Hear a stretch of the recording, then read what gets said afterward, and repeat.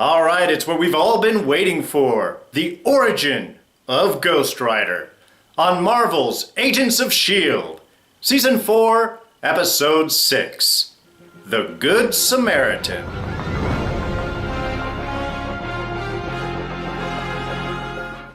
Hey everyone, D here, and welcome to this week's review of Agents of S.H.I.E.L.D. So, there are spoilers ahead, major spoilers ahead, just so you've been warned.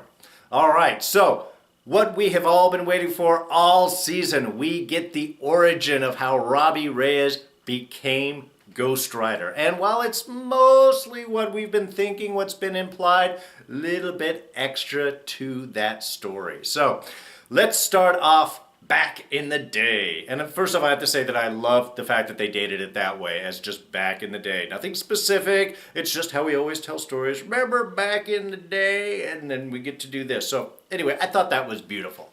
So we're looking at the initial formation of the whole experiment there with Joseph and Lucy and the rest of Momentum Energy there with, of course, Uncle Eli. And what it seems to come down here is, okay, so they're looking to create matter, and they have looked into the book in order to get all of this information. And Eli learns about the book, and he starts to go a little bit crazy. Very obsessive, wanting to get these answers. Now, apparently in this point, and I don't know if it was before or after Eli went and threw everybody into the boxes there, going crazy, that Joseph sent out the hit on Eli. But instead of Eli getting caught into it, they went after his car. And who's in the car? Robbie and Gabe. Robbie is borrowing Eli's car, do a little bit of street racing against the 5th Street Locos, who we met the one guy from last week. And Gabe comes along, wants to join with him, wants to check things out. Robbie convinces him to come along with him. So it's the two of them in the car when the hit goes down. The whole intent here was to kill Eli, but he wasn't in the car. It was Robbie and Gabe. In a beautiful sequence, just the whole car accident, that one specific shot where we have Robbie thrown from the car and just sailing through the air, reaching up to the cameras, the car's rolling underneath him. That was a beautiful shot. That's a big money shot right there, and really impactful, just visually beautiful, and really kind of conveys that lost image as he's telling the story. I was crying out, I was praying to God, let Gabe live, give me the vengeance and so on. And then he comes down and dies. And it seems that he has died. From the shot that they have with Gabe looking outside of the window and seeing Robbie laying there, he does look dead. But there arrives the Good Samaritan. At least how that's Gabe puts it. Pulls up on a motorcycle and just walks over. So this was our first honest guarantee of this connection. Now, last week we did get that little Johnny Blaze Easter egg when they showed the poster for Quentin Circus, where Joseph and Lucy were digging up the book, and they were making that statement that this is, the old owner's house, and they're digging it up, sort of implying Johnny Blaze here, but not outright saying it. Here, there is no more question. The Good Samaritan that rides up is, in fact, Johnny Blaze on his bike. Beautifully done. Nice that we don't get an actor shot there. Allows them to fill in whoever they want, if he's going to reappear later on in the series, or if it's something that they're going to move over to Netflix or the movies or anything like that. They can leave that slate clean. Very smart choice on that, and we don't care about that. All we needed to see was the motorcycle, the boots, and of course that last shot from Robbie as he wakes up looking into Ghost Rider's face. Now, Robbie says that he made a deal with the devil, and in his mind that probably is what happened. He was either dead or unconscious. He'd certainly prayed to God while he was flying through, or the devil or the universe or whoever was going to be listening, to save Gabe and grant him vengeance on those that created this situation. But of course, it may not have been the devil or anything else, but actually Johnny Blaze himself, who imbues the power of the rider into Robbie. And that saves his life and brings him up and creates that whole vengeance thing. Now, the whole Ghost Rider thing, Johnny Blaze has a very long history. If you guys care to go into it, there are tons of books that you can check out of the whole Ghost Rider run. There's been a couple of writers, but one of those was Alejandra Jones, who was also imbued with the power. Well, I mean, she got the power and then gave it back, and then Johnny Blaze imbued some of it back in with her. So the imbuing of the rider's power into another is not entirely without precedent. So we can go and work with this. But what we're basically looking at is, and I don't know why, the other question is I don't know why exactly Johnny was there at the time, whether the cry out from Robbie summoned him, or if Johnny was looking for the book that was taken out of the basement, if that was his basement. They never gave a name, so the implying is that it's his, because Blaze did own the circus later on afterwards. Anyway, so whether or not that Johnny is actually there looking for the book, comes across Robbie and then transfers his power so that Robbie can go and finish that quest. They didn't really say anything. They didn't imply anything there. That does leave things open for interpretation and also open for further story passages to go on and kind of further develop it.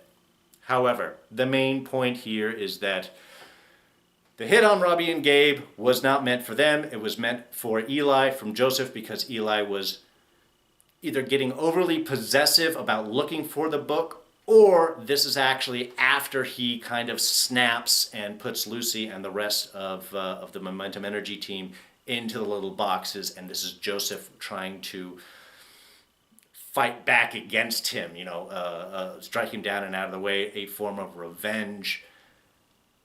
Eli does beat the crap out of Joseph, so the timing of all of these, we're not entirely sure of what happens A, B, C sequentially.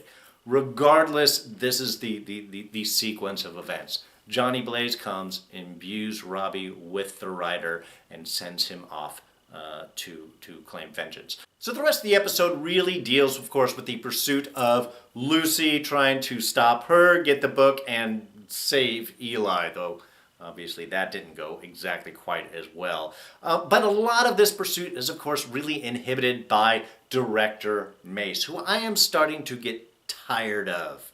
Not Jason Momoa's performance of him, the actual character of Jeffrey Mace. And his whole idea of, the team that trusts, I mean, that's not even working on Simmons anymore. And rightfully so. He's black-bagging her, putting a bag over her head, sending her off to advise some people, one of which I'm assuming is Senator Nadir. But the thing with Mace is that he doesn't know that he's being manipulated by the watchdogs at this system. But still, S.H.I.E.L.D. is supposed to be transparent. I mean, outside of the whole Roy G. Biv color-coded security process. But he keeps talking about trust, and yet it is him that is really showing not a lot of trust in his team. I think Coulson had brought it up really smartly when he was saying, as an ex-director, let me give you some advice. I know how valuable your team is. Coulson is capable. He's not only been a capable agent, he has, as he said, literally died for S.H.I.E.L.D. And yet Mace is not giving him a lot of trust, and that is creating a lot of problems. I mean, even with Fitz trying to just get basic answers to try and research and find some of the potential energy sources that Lucy could be going for, has to deal with all of these problems. So this whole rigmarole, this whole complex security approval system, I think is really going to start falling apart very soon. It's not really working well, and his paranoia about Hydra is really blinding him to the potentials of the watchdogs. But after everything is said and done, of course, the rider stops Lucy. Coulson gets the book, gets it to May to get out of there, and I love that moment too. See, that shows how Coulson is able to properly prioritize. Comes across the book, knows how dangerous it is. That is his priority. Gives it to May because it's the only person he could trust. We're not hearing a little bit more about the whole May, I saw Coulson when I died thing. That will come up, I'm sure, down the road. We had a lot more stuff covering, important stuff to cover in this episode. But it is, of course, showing that connection, that level of trust. May is the only one that Coulson can trust. I just enjoyed that Coulson was able to put that priority straight forward. Let's deal with what this is and get that out of the way, and then we can deal with the next step.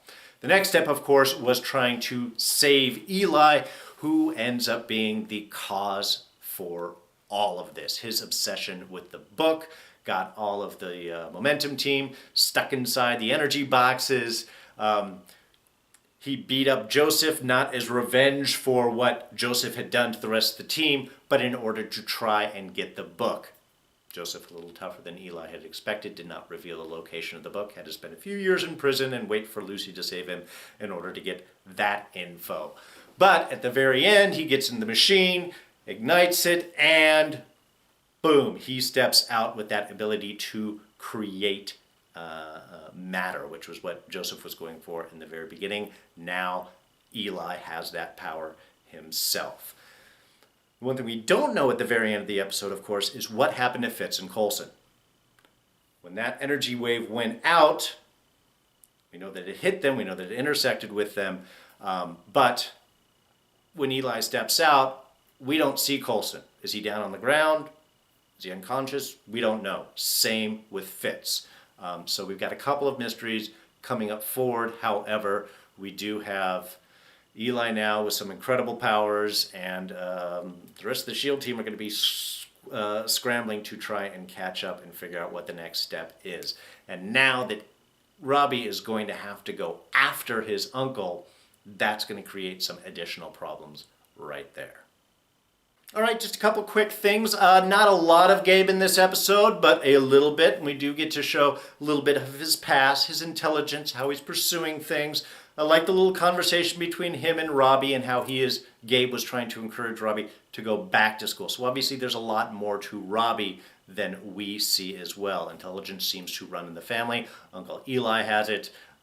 Gabe has it, and they seem to imply that Robbie is quite a smart person unto himself if he wished to do it. But what Gabe was really there, of course, was to be the storyteller there, or not storyteller, but to be the recipient of the story, so we get to finally hear the origin. And of course, to rein back the writer, the only person that could talk to him and get through the writer, get through to Robbie. And I like the scene there. Not only we get to see, of course, the formation of the writer, but we get to see when the fire extinguishes, the face growing back, Robbie's face growing back around. I thought that was really cool.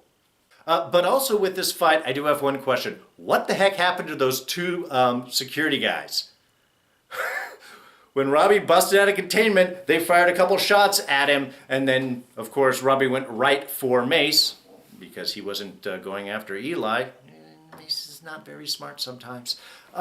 And we had that whole big fight ensue, and that was cool. But we never saw those two security guards again. They didn't try to shoot him again. They didn't try to jump on him and pull him off. It's like they fired their couple shots and went, well, that didn't work. We'll see you guys later. And just took off.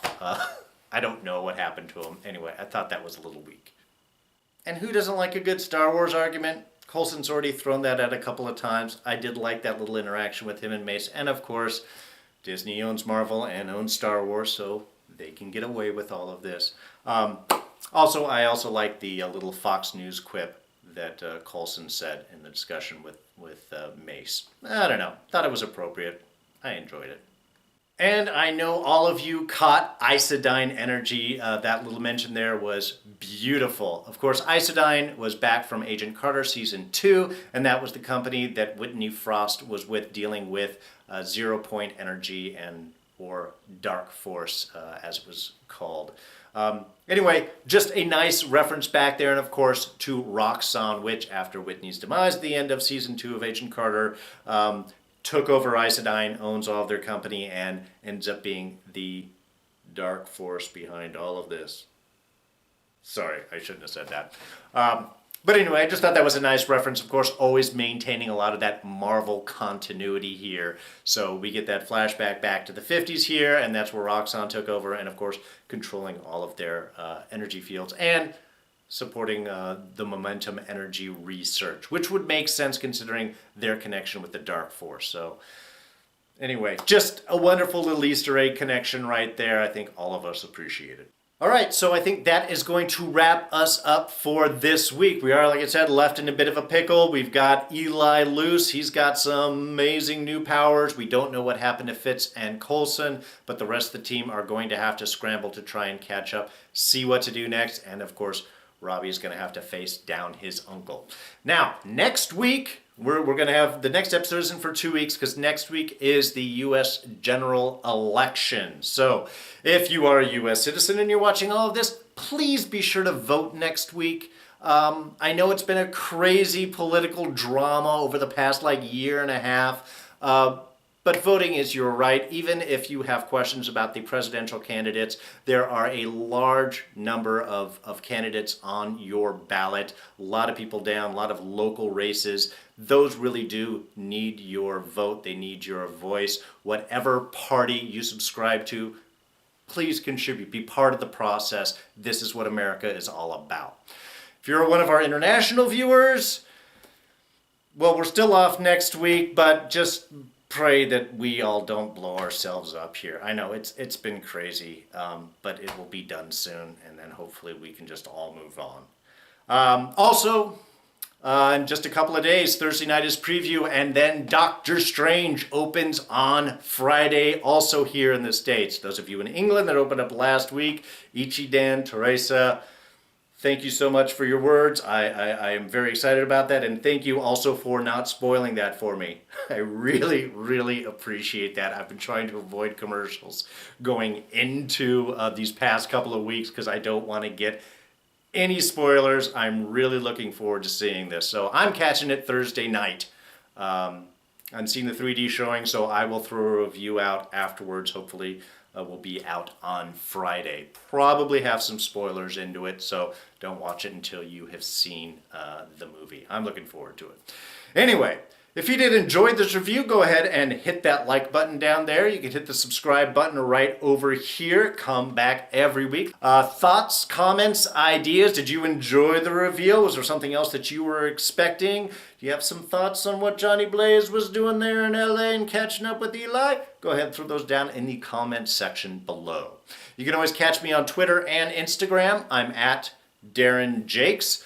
Otherwise, I will see you guys in 2 weeks, unless, of course, you are catching reviews of Walking Dead and Westworld, in which case I'll see you in a few days. And I'll see you in a few days for the review of Doctor Strange anyway, so that's going to be awesome. Go out, enjoy the movie, be safe, have fun, be sure to vote, and if you can't vote, just pray for us. That's all I can say. Anyway, I'm D, and I am out of here. I'll see you guys next time. Bye-bye.